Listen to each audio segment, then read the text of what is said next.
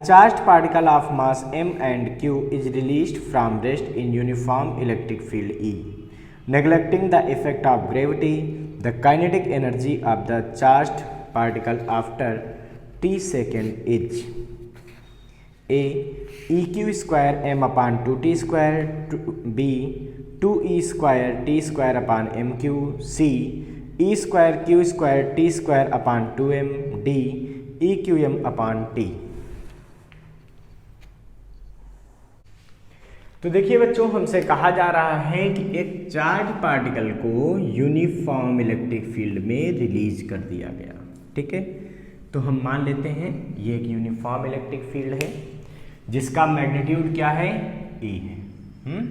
यहाँ पे हमने किसी प्लस क्यू चार्ज को सपोज कीजिए रिलीज कर दिया और हमको दिया है इस चार्ज का मास m है और इफेक्ट ऑफ ग्रेविटी को नेग्लेक्ट कर लेना। मतलब ये नहीं सोचना कि mg लग रहा है, mg के बारे में नहीं सोचना, वेट के बारे में नहीं सोचना, क्योंकि ग्रेविटी को नेग्लेक्ट करने कहा गया है।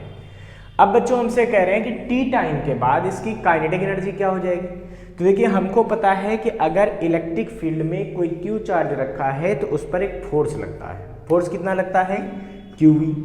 तो इस चार्ज पे एक फोर्स लगेगा QV, किधर लगेगा, in the direction of field लगेगा।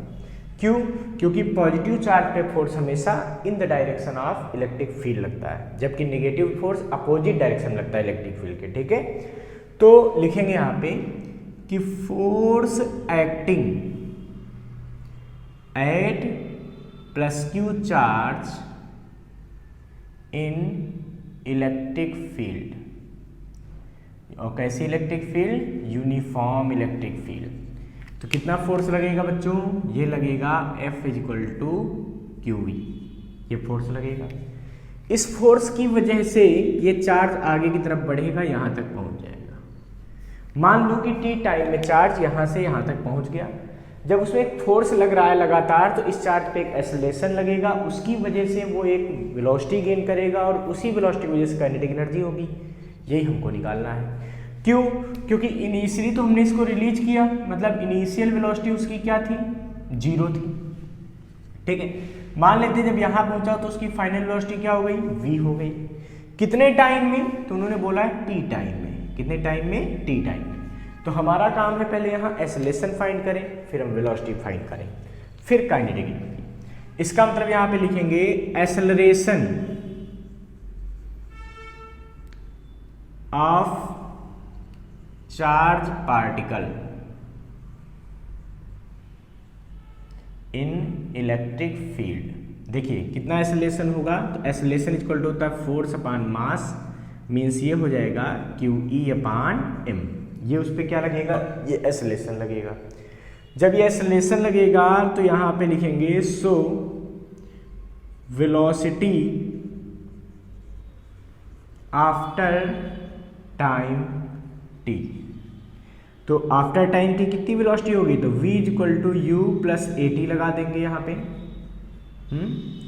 But initial velocity 0, that's why v equal to AT।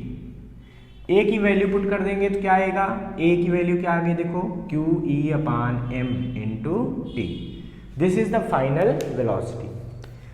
10 kinetic energy, यहाँ पे लिखेंगे 10 kinetic energy of charge particle in time t।